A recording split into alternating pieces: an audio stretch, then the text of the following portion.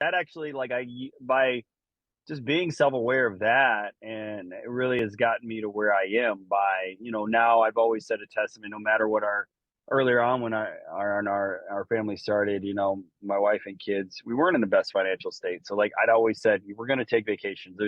There's benefits and purpose in that. So, like, I use the example of my parents and the work hard, live hard, die early type thing. And I feel like life's meant to be enjoyed, but it's also meant to be purposeful, and we're supposed to do things and provide a service and that sorts for people. So Yeah, it's amazing that, you know, like I assume we're probably fairly close to the same age, but um like our parents and their parents, and they were subjected to that work hard your whole life and save your money and then die.